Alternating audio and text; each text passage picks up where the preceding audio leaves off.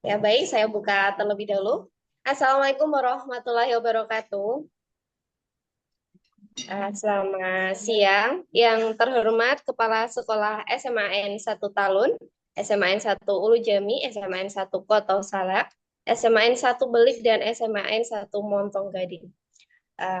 Dan yang kami hormati juga Bapak Ibu guru yang sudah bergabung di Zoom ini. Perkenalkan di sini saya Aprilia sebagai MC pada agenda paparan hasil asesmen psikotes dan potensi siswa atau APS yang akan disampaikan oleh salah satu psikolog kami yaitu Ibu Audah Maskuro. Mari Ibu Audah langsung saja waktu dan tempat saya persilahkan.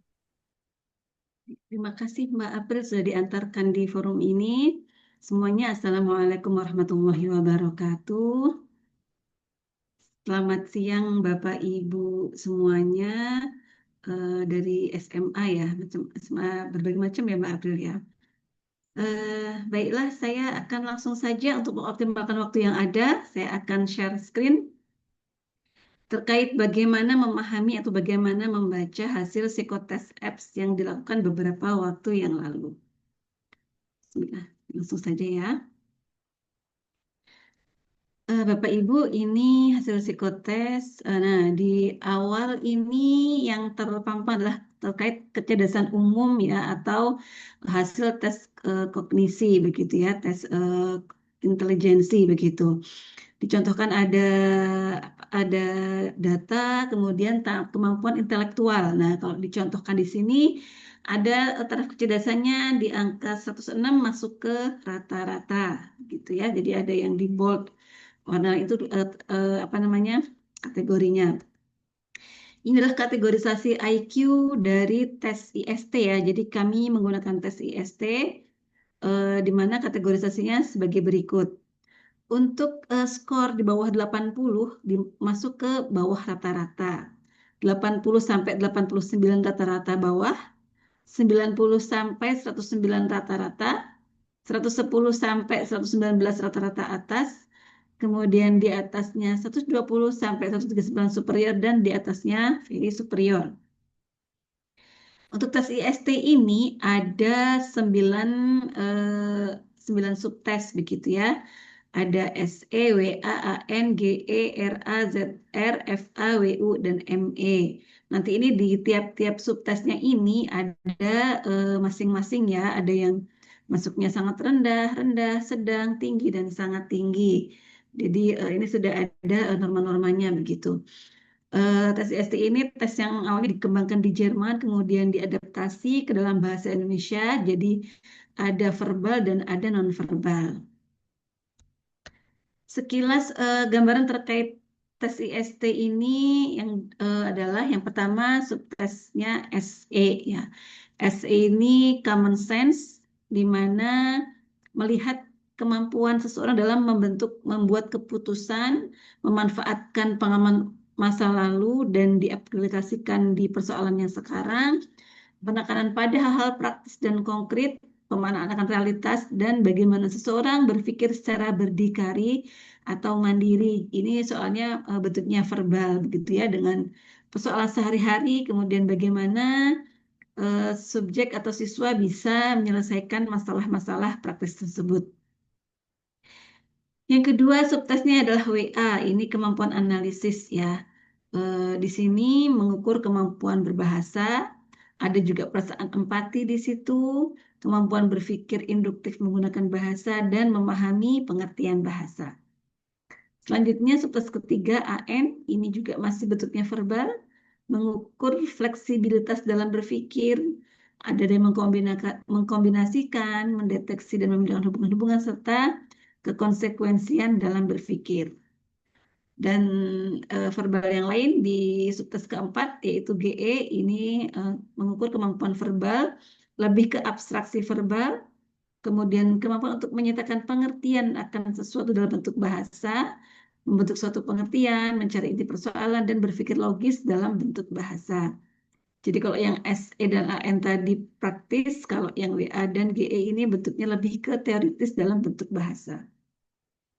Selanjutnya subtes kelima ini ada RA. RA ini kemampuan berpikir praktis. ini bentuknya angka-angka, bentuk hitungan, mengukur kemampuan berpikir praktis dalam berhitung, berpikir induktif, reasoning, dan kemampuan mengambil kesimpulan dari soal-soal yang ada. Bentuknya angka ya. Kemudian ZR ini kemampuan numerik, angka-angka juga, tapi lebih ke berpikir teoritis dalam bentuk hitungan. Nah, di sini juga melihat bagaimana kemampuan berpikir induktif dengan angka-angka dan kelincahan dalam berpikir. Kalau di RA ini sudah ada rumus pakem yang dipelajari, kalau ZR ini mencari teori dari deret-deret angka yang ada. Selanjutnya di subtes ke 7 ada FA. FA ini bentuknya gambar, bentuknya gambar ya, berpikir untuk menyeluruh. Di sini mengukur kemampuan membayangkan, kemampuan mengkonstruksi, berpikir konkret menyeluruh, dan memasukkan bagian pada suatu keseluruhan, seperti puzzle begitu ya, untuk diselesaikan oleh siswa. Ke-8 WU ini kemampuan abstrak, bentuknya gambar juga, tapi di sini gambarnya 3 dimensi, sehingga mengukur kemampuan daya bayang ruang, kemampuan 3 dimensi, menganalisa serta kemampuan konstruksi teknis. Dan terakhir ada subtes ME, ini kemampuan daya ingat. Selain daya ingat, juga mengukur kemampuan konsentrasi yang menetap dan daya tahan. Untuk anak-anak yang konsentrasinya masih kacau, ya masih nggak bisa fokus lama, maka ME ini biasanya yang apa namanya yang paling kecil begitu ya. Nah juga daya tahan. Selanjutnya kita beranjak ya dari tes intelijensi, ada kecenderungan minat. Di sini kita menggunakan tes Riasek atau tes Holland, di mana tes ini membagi karakteristik menjadi 6. Ya, yang pertama karakternya realistik atau doers. Nah, di sini peserta didik yang masuk ke kategori realistik ini umumnya terampil secara mekanik atau suka pekerjaan yang mengutamakan keterampilan fisik dan juga kekuatan otot. Jadi apa namanya, orangnya berpikir praktis gitu ya, suka ngoprek alat-alat, suka kerja dengan peralatan begitu, kemudian suka menyentuh langsung hal-hal yang dipelajari atau dikerjakan. Selanjutnya tipe kedua thinkers atau investigatif. Nah, peserta didik yang termasuk di kategori investigatif ini cenderung memiliki minat untuk mengobservasi, belajar, menganalisa, dan memecahkan masalah. Ini anaknya biasanya rasa ingin tahunya tinggi, begitu ya, suka tantangan, tapi ini lebih ke memecahkan hal-hal yang bersifatnya abstrak seperti itu ya. Jadi ya kalau tugas-tugas itu kayak peneliti gitu ya, kemudian detektif, pengacara, begitu mereka menganalisa sebuah masalah secara mendalam. Ketiga, ada tipe atau kategori artistik atau creators. Nah, anak-anak yang memiliki minat bekerja, anak-anak artistik ini memiliki minat bekerja pada situasi yang tidak terstruktur, di mana mereka bisa dengan leluasa memanfaatkan kreativitas mereka.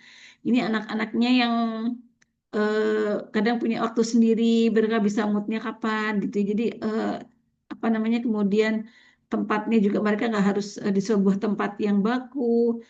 Kemungkinan juga mereka nggak terlalu suka harus pakai seragam, kemudian bekerja pagi sampai sore begitu ya, karena mereka mungkin punya waktu-waktu tertentu yang mereka lebih senang kalau diberikan keleluasaan untuk mengatur diri mereka sendiri.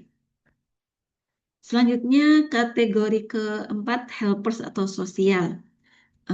Anak-anak yang masuk usia ini memiliki minat bekerja dengan individu lain dibanding dengan peralatan. Mereka suka bekerja bersama-sama, terlibat dalam kelompok, membantu orang lain untuk belajar dan juga bertumbuh. Biasanya orangnya suka gaul ya, empatinya tinggi, kemudian apapun pekerjaannya kalau dikerjakan bareng-bareng itu akan membuat dia bersemangat dan tertarik akan pekerjaan tersebut. Jadi bukan yang individual begitu ya, asiknya itu rame-rame begitu. Ini termasuk yang sosial. Selanjutnya kelima ada kategori enterprising atau persuaders. Kalau yang termasuk kategori ini memiliki minat bekerja dengan individu lain, tapi lebih ke mempersuasi orang lain dan tampil di muka umum. Mereka juga cenderung berani mengambil risiko untuk mendapat keuntungan. Jadi ini sosial, tapi sosial sebagai leadernya. Ya, jadi mereka tadi ya suka tampil di muka umum, suka berpersuasi ya, seperti para bapak ibu guru, kemudian mungkin marketers, motivator, atau apa namanya, ya orang-orang ya yang mereka tampil begitu ya, seperti itu. Dan terakhir ada tipe organizers atau konvensional. Anak-anak yang termasuk di kategori ini memiliki minat terhadap hal-hal yang mendetail, terorganisir, dan berkaitan dengan data. Biasanya suka berorientasi pada hal yang detil, hal yang terstruktur gitu ya, teliti gitu ya untuk membaca data-data, menyusun data, dan bekerja di belakang komputer. Jadi betah gitu kalau orang ini apa namanya tadi ya, duduk diam dan melihat data-data yang ada, tipe konvensional.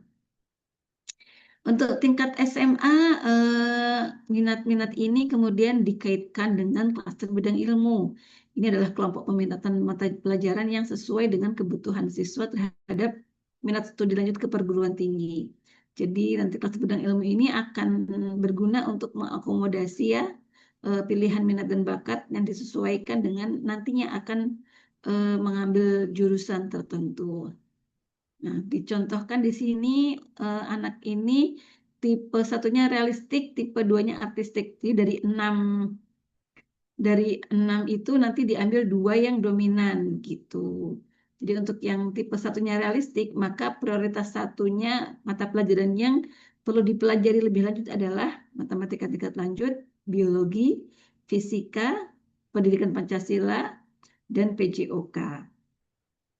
Nah, untuk yang artistiknya berarti dia bisa mengambil pilihan seni budaya, sejarah, bahasa Indonesia, sosiologi, dan juga matematika. Begitu. Nah, kemudian dari kelas bidang ilmu, kita kaitkan lagi dengan interpretasi bidang studi. Nah, ini adalah kesesuaian antara minat bakat siswa dengan bidang ilmu yang dipelajari untuk persiapan atau studi lebih lanjut. Nah, kalau ini contohnya ya tipe yang realistik tadi ya bisa masuk ke bidang pertanian karena kan dia langsung ngoprek, langsung berada produknya atau teknologi industri pertanian, teknologi pangan, agronomi, ilmu hama, mikrobiologi, ada teknik-teknik yang lain, kemudian ada kalau di kesehatannya ada ilmu keperawatan, gizi kesehatan, farmasi, rekam medik, ilmu komputer, chef dan sebagainya ya bisa dipilih salah satu mana yang paling sesuai dengan minat bekerjanya gitu. Nah selanjutnya kaitan juga dengan bidang profesi yaitu profesi-profesi yang mungkin bisa dipertimbangkan untuk dilakukan oleh anak-anak dengan ketersediaan tertentu. Ini dicontohkan untuk yang realistik tadi ya profesi yang mendukung minat dan bakat ini di bidang pertanian tadi asisten kesehatan, komputer, konstruksi, mekanik. Nah, ini kalau ini jalur bimbingan karya yang terkait ya, seperti itu.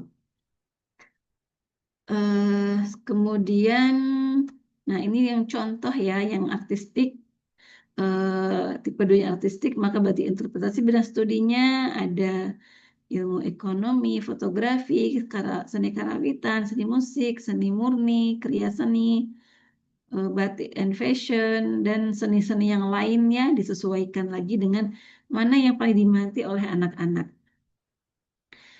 Dan ini bidang profesinya yang mendukung minat dan bakat artistik ini di bidang komunikasi, kecantikan, seni, sastra, fotografi, penyiaran, desain interior, arsitektur, dan DKV. Nah, kemudian jalur bimbingan karya yang terkait satu lanjutnya bisa ke pekerja sosial, seni, dan komunikasi. Ini ya Bapak Ibu yang dikaitkan dengan minat anak-anak atau tipe dari anak-anak begitu. Selanjutnya tentang gaya belajar. Nah, dari yang kita cek ya atau kita lihat dari anak-anak salah satunya adalah gaya belajar. Gaya belajar atau learning style adalah cara konsisten yang dilakukan oleh seorang murid dalam menangkap stimulus atau informasi, kemudian juga terkait cara mengingat, berpikir, dan memecahkan soal pada proses pembelajaran. Jadi gaya belajar ini didasari oleh modalitas belajar dari seorang manusia ya. Kita belajar dengan melihat, mendengar, berbicara, kemudian mempraktekkan. Nah, seperti itu. Jadi terkait gaya belajar ada 3 gaya belajar yang klasifikasinya begitu ya. Yang pertama, model gaya belajar visual. Model belajar visual ini menyerap informasi terkait dengan hal-hal yang visual terlihat, kemudian ada warna, gambar, peta, diagram, dan sebagainya. Ciri-ciri dari pembelajaran visual ini diantaranya anaknya lebih mengingat apa yang dilihat daripada yang didengar, suka coret-coret sesuatu, membaca cepat dan tekun, lebih suka membaca sendiri daripada dibacakan, rapi, teratur, teliti dengan hal yang detail, pengerja yang baik, dan lebih memahami gambar dan bagian daripada instruksi yang tertulis. Demikian. Selanjutnya tipe auditori. Nah, dengan gaya belajar tipe auditori ini adalah model di mana seseorang itu lebih cepat menyerap informasi dari apa yang didengarkan. Jadi meskipun anak ini dapat catatan lengkap, tapi ketika nggak dijelaskan oleh guru, maka biasanya kurang optimal dalam penyerapan informasinya, lebih lama gitu ya. Kemudian juga proses mengingat juga lebih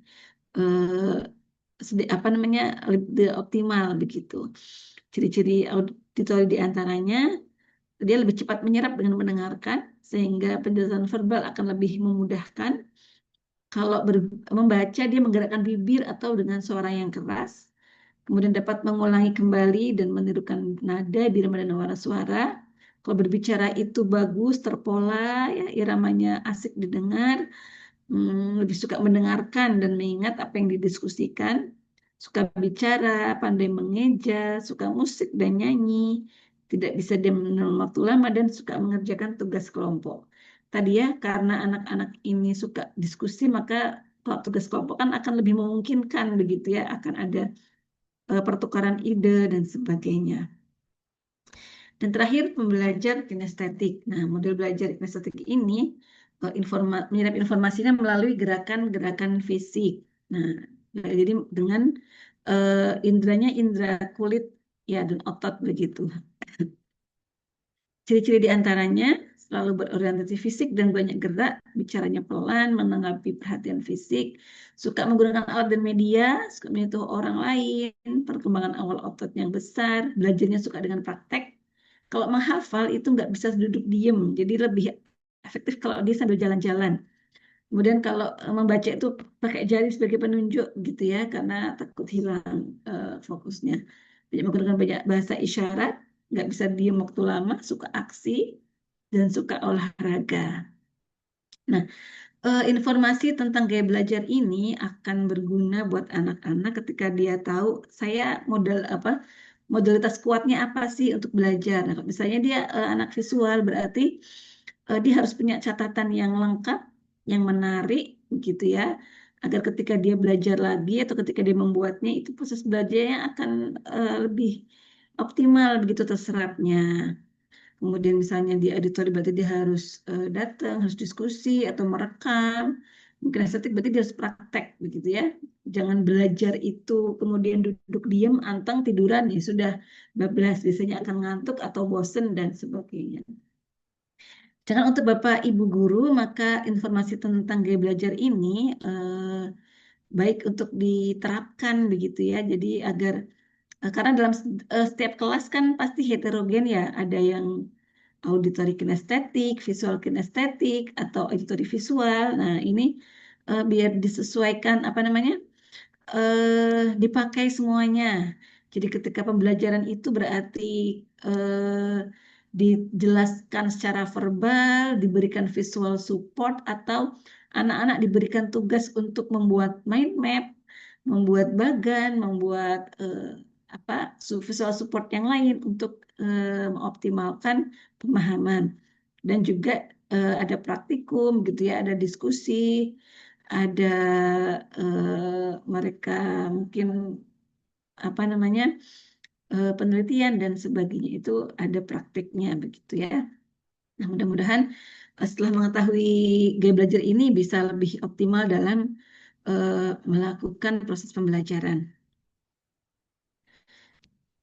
Selanjutnya ada potensi diri, Bapak Ibu ya.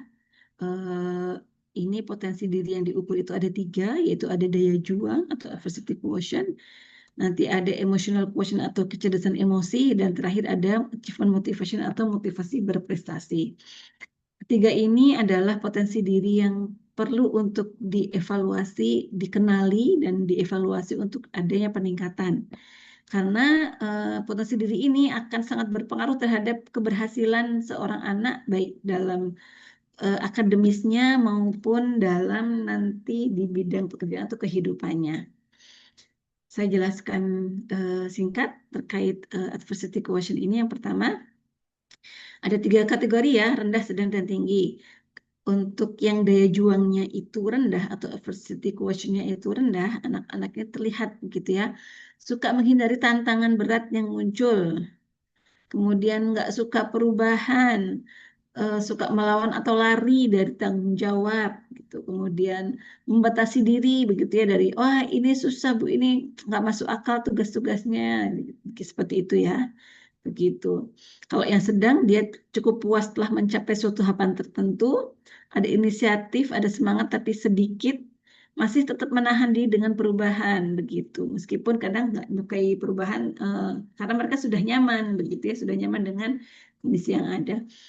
Kalau yang tinggi, mereka akan menyambut baik tantangan ya, bisa memotivasi diri, punya semangat, daya juang yang tinggi, mau mengorbankan apa saja untuk mendapatkan hasil yang terbaik seperti itu. Nah, ini kalau dicontohkan ya, misalnya ada kegiatan memanjat gunung. Nah, untuk anak-anak yang daya juangnya rendah, dari awal mereka sudah cut. Saya nggak mau ikut kegiatan manjat gunung, merepotkan diri, khawatir nanti hujan, bikin capek dan sebagainya. Jadi dari awal tuh sudahlah gitu ya, enak-enak juga rebahan atau main games begitu ya. Kalau yang sedang mungkin mereka ikut, tapi ketika di tengah jalan mereka udah dapat pemandangan yang asik, padahal belum mencapai puncak, mereka udah merasa, udahlah di sini aja udah enak loh, ini udah bagus pemandangannya. Jadi mereka menggelar tikar ataupun tenda di tempat sebelum puncak. Nah, kalau yang tinggi mereka tidak, mereka dari awal sudah semangat, mereka sudah preparing gitu ya. Ketika istirahat dia hanya istirahat sebentar dan tidak berhenti, nggak turun sebelum mencapai puncak dari gunung tersebut. Ini terkait daya juang ya, seperti itu bentuk analoginya. Kemudian yang kedua, kecerdasan emosi atau emotional quotient. Ini ada 3 juga, rasa sedang tinggi. Kalau yang kecerdasan emosinya rendah, ini kesadaran diri emosional atau emotional self awareness-nya rendah. Mereka nggak paham apa yang dirasakan, kemudian kurang paham dengan penyebabnya apa dan bagaimana mengelolanya, nggak bisa begitu ya. Penilaian diri tidak akurat, mereka tidak paham apa kelebihan dan kekurangan dirinya, serta kepercayaan diri yang tidak kuat dan tidak positif. Kemudian untuk yang kecerdasan emosinya sedang, ini ada kesadaran diri emosional yang sedang, cukup bisa memahami emosi yang dirasakannya, mungkin juga dia tahu penyebabnya apa, tapi untuk pengelolaan dia masih belum bisa begitu ya. Penilaian diri masih cenderung ragu-ragu, kurang akurat, apa namanya? Jadi kurang bisa paham betul dirinya apa sih kekuatan dan kelemahannya, jadi nggak optimal dan kepercayaan diri yang kurang kuat dan kurang positif. Dan kalau yang tinggi berarti anak ini paham betul dengan dinamika dirinya, emosi apa yang dirasakan, kemudian penyebabnya apa dan pengelolaannya seperti apa begitu ya. Dia paham bahwa oh saya butuh cerita ke orang, oh saya butuh ini itu, dia bisa memahami seperti itu. Penilaian diri akurat, kemudian dia tahu kelebihan dan kekuatan dan kelemahannya, bisa memanfaatkan kelebihannya dan mengatasi kekurangannya. Kepercayaan dirinya tinggi, kuat dan positif, jadi pede gitu ya, karena dia juga punya kemampuan seperti itu. Selanjutnya ada achievement motivation atau motivasi berprestasi ya, Bapak Ibu, ini potensi diri yang ketiga. Ada rendah, sedang, dan tinggi. Nah, achievement motivation ini adalah salah satu motif dari seseorang. Sebenarnya motif orang itu banyak ya. Nah, kalau yang diukur tuh dia punya motivasi berprestasi atau tidak begitu. Kalau yang ada motivasi berprestasi itu, kalau yang tinggi, nah berarti dia punya keinginan yang kuat yang beda dengan orang lain. Dia punya target yang akan dia capai. Nilai kalau nggak 10, kalau nggak 9 deh, paling jelek tuh 8 gitu ya. Seperti itu.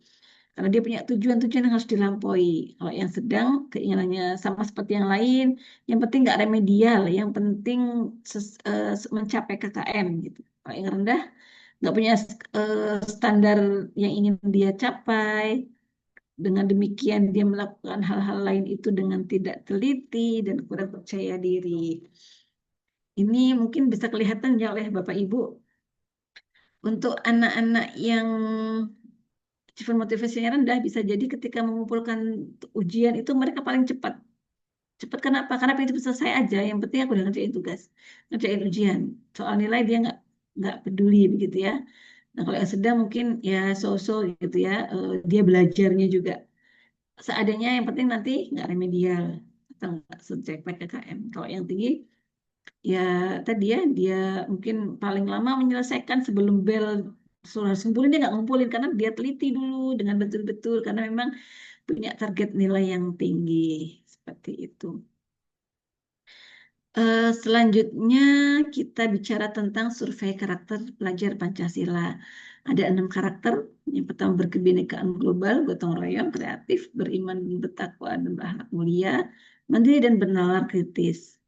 Nah, di sini ada 4 kategori, yaitu membudaya, berkembang, dan mulai berkembang dan memerlukan bimbingan. Di bawah ini penjelasan singkat terkait survei karakter ya. Yang pertama, kebinekaan global. Jadi ini adalah ketertarikan seorang anak terkait keragaman yang dimiliki berbagai negara dan juga adanya kepedulian terhadap isu-isu global. Kayak membudaya, anak ini update update dengan kondisi yang up to date gitu ya. Dia tahu yang sudah terjadi itu apa sekarang ya. Misalnya di Indonesia ada kasus-kasus apa lagi si apa lagi heboh kasus korupsi yang mana gitu ya. Dia juga tahu apa yang sedang dialami juga oleh warga-warga yang lain, misalnya ada musibah begitu. Kemudian sampai ke internasional, dia tahu ya dan bahkan ikut serta begitu ya aksi kepedulian misalnya seperti aksi boykot produk-produk yang terafiliasi Israel. Gitu. Dia akan apa namanya melakukan itu ya, dia menerapkan hal-hal yang sesuai dengan apa yang diyakininya dan dia juga toleran begitu. Kalau yang berkembang ada ketertarikan terhadap keragaman, dia juga cukup update dengan info-info yang ada dan bisa berpartisipasi. Kalau yang mulai berkembang ada ketertarikan, dia cukup oh iya ada apa yang terjadi dia tahu gitu ya, tapi dia belum ikut berperan di hal-hal tersebut dan mungkin belum cukup toleran ya. Kalau yang perlu bimbingan ini tadi ya perlu bimbingan dia egosentris, dia nggak tertarik dengan isu-isu yang ada, dia nggak tahu apa yang terjadi di Indonesia, apalagi sampai di mancanegara seperti itu. Selanjutnya gotong royong. Ini adalah kesediaan dan pengalaman untuk berkontribusi di kegiatan sosial ya. Kalau yang sudah membudaya ini anak dengan profil gotong royong maka dia akan konsisten untuk ikut serta dalam kegiatan kerja bakti atau gotong royong dan bahkan proaktif begitu. Kalau dia melihat lingkungannya perlu dibenahi ya dia akan membenahi dengan mengkoordinasi teman-temannya. Kalau yang berkembang juga sama, dia ada kesediaan juga untuk memperbaiki kondisi lingkungan. Yang mulai berkembang, oh dia tahu harusnya dia memperbaiki lingkungan nih. Tapi satu dan lain hal dia kadang tidak mengikutinya begitu ya, entah karena malas atau karena keikut temannya yang nggak mau ikut. Kalau yang perlu bimbingan, tidak ada kesadaran untuk ikut serta dalam kegiatan gotong royong atau kerja bakti, kabur gitu ya, apa namanya, atau ya kalau ada orang lain kenapa harus saya gitu, padahal setiap orang kan punya kewajiban untuk berperan. Selanjutnya ada kreativitas. Ini adalah kesenangan dan pengalaman untuk menghasilkan sebuah karya terkait dengan minat dan bakatnya. Kalau yang sudah membudaya, berarti anak ini sudah punya banyak karya begitu. Kalau yang berkembang, sudah ada karya tapi masih belum banyak.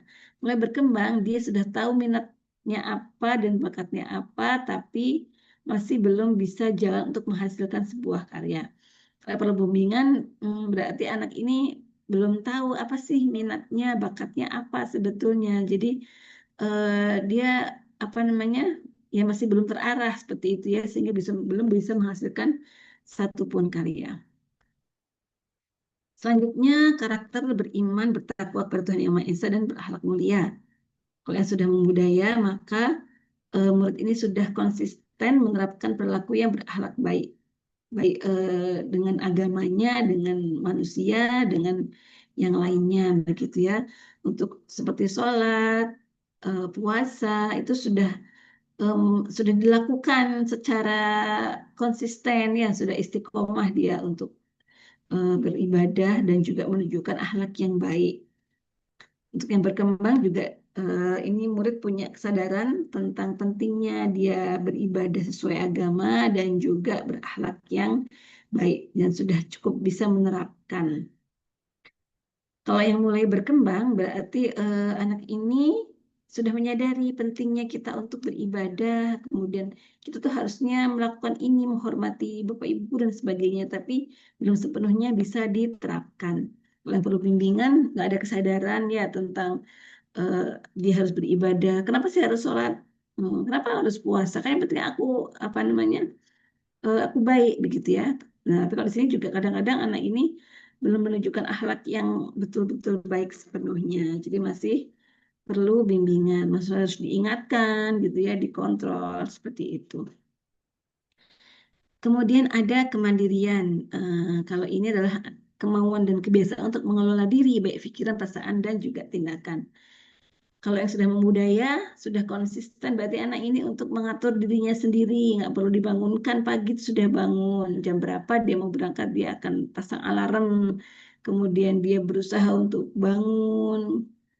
Selanjutnya juga kemudian untuk belajar, untuk mengerjakan tugas ini sudah konsisten, udah apa namanya, udah bisa mengelola diri begitu ya, meskipun lagi malas, lagi ada masalah apa, tapi dia tetap fokus begitu ya untuk belajar. Kalau yang berkembang juga dia terbiasa untuk mengelola pikiran perasaannya gitu ya. Kalau yang mulai berkembang sudah tahu pentingnya harusnya itu saya belajar meskipun saya sedang punya masalah dengan teman begitu. Tapi kadang-kadang belum bisa mengelola perasaannya sehingga kurang berpengaruh positif begitu. Kalau yang perlu bimbingan, anak ini masih harus diarahkan full ya dari mulai bangun tidur, kemudian mengerjakan tugas, kemudian belajar, membantu orang tua, dan berbagai konteks dia masih harus orang tua yang mengatur dan mengingatkan, menyuruh, dan sebagainya. Dan kemudian terakhir ada nalar kritis, ya ini adalah kemauan dan kebiasaan untuk membuat keputusan yang etis dan logis begitu.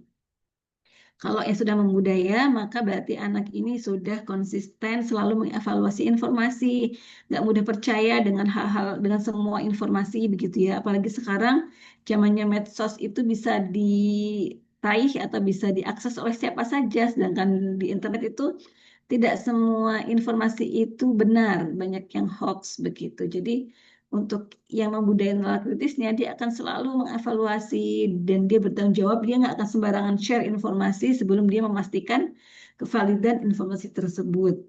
Dan dia juga bertanggung jawab atas keputusan yang dilakukannya, dia selalu berpikir sebelum berbuat. Kalau yang berkembang, maka mirip dengan yang budaya ya, dia sudah terbiasa juga untuk tadi evaluasi informasi, menganalisa, dan bertanggung jawab, dan bisa bertanggung jawab. Kalau yang mulai berkembang, dia tahu harusnya dia tuh nggak mudah percaya, tapi masih belum jalan gitu ya, dan belum cukup bisa bertanggung jawab dengan keputusannya. Kalau yang perlu bimbingan, ini berarti sangat mudah disulut gitu, mudah percaya banget dengan setiap informasi yang ada dianggapnya benar tanpa dia evaluasi, sehingga dia pun gampang share informasi tanpa dia bisa bertanggung jawab atau melakukan sesuatu juga nggak tanggung jawab ya, masih impulsif, apapun yang ingin dia lakukan ya dia lakukan gitu. Nah, mungkin demikian Bapak Ibu semuanya terkait penjelasan hasil psikotes. Untuk selanjutnya saya serahkan ke Mbak April kembali untuk sesi tanya jawab. Ya, baik. Terima kasih untuk Bu Auda sudah menjelaskan paparan hasilnya. Selanjutnya adalah sesi tanya jawab. Jadi di sini untuk Bapak Ibu jika ada yang mau ditanyakan atau disampaikan bisa langsung on mic saja. Mari silakan.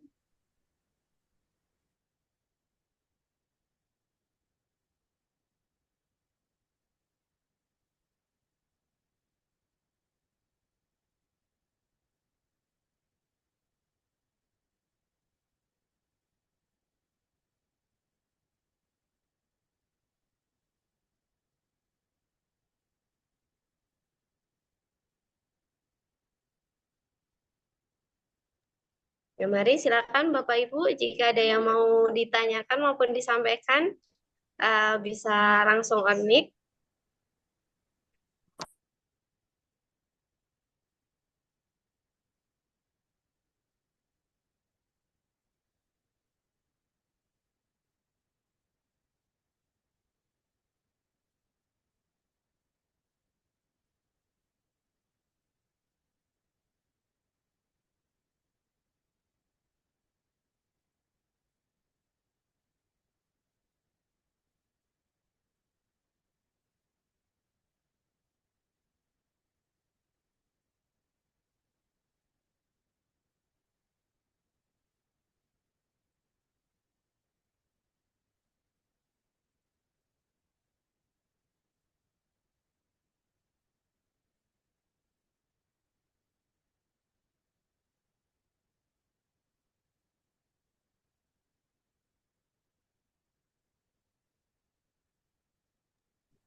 Mari silakan Bapak Ibu jika ada yang mau ditanyakan atau disampaikan. Barangkali dari SMAN 1 Montong Gading ada yang mau disampaikan Bapak Ibu.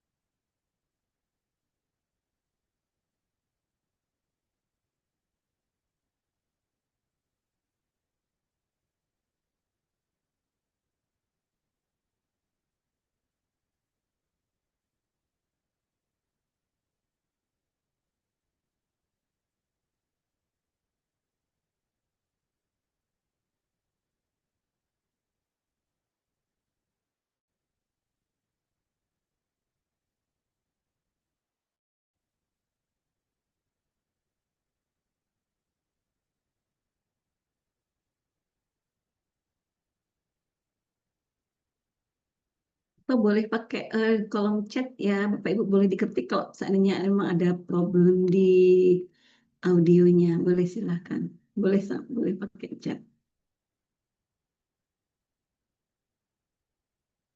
Satu.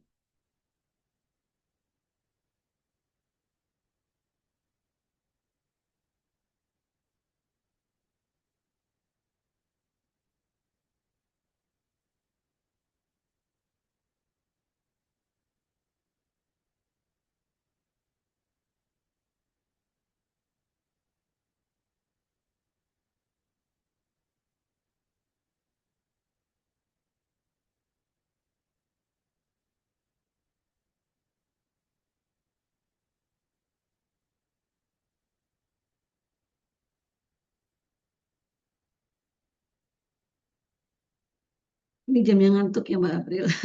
Jam 1 siang. Masya Allah dah jam 2. Tinggal satu ya. Iya Bu, bagaimana? Uh, Mungkin di sini untuk Bapak Ibu sudah tidak ada yang mau ditanyakan maupun disampaikan. Jadi uh, sebelum saya tutup, barangkali Bu udah ada yang mau disampaikan terlebih dahulu.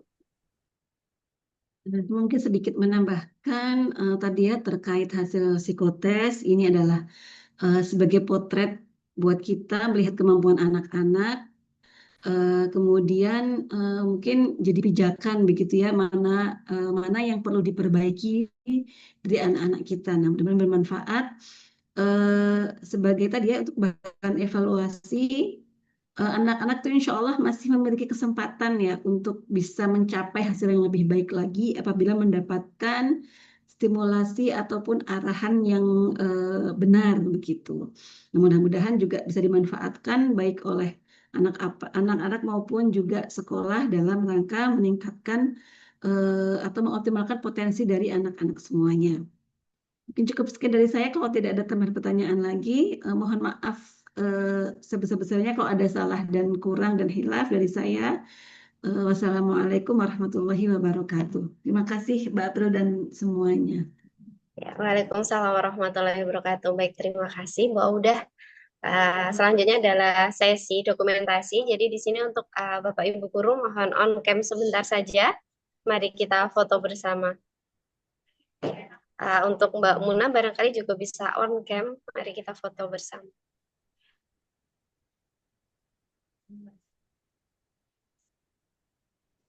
Baik, bisa menghadap ke arah kamera.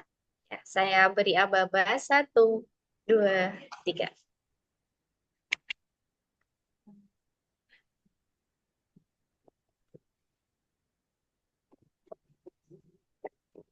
Mohon maaf, tadi masih berkedip, jadi saya ulangi. Ya, saya hitung 1, 2, 3. Baik. Ya, baik. Terima kasih. Sudah cukup untuk sesi dokumentasinya. Karena di sini untuk sesi semua sudah terlalui, maka akan kami akhiri. Semoga apa yang disampaikan oleh Ibu Audah tadi dapat dipahami atau dimengerti oleh Bapak Ibu guru semua. Dan jika kami ada salah kata, kami mohon maaf. Akhir kata, wassalamualaikum warahmatullahi wabarakatuh. Selamat siang, selamat beraktivitas kembali. Waalaikumsalam warahmatullahi wabarakatuh.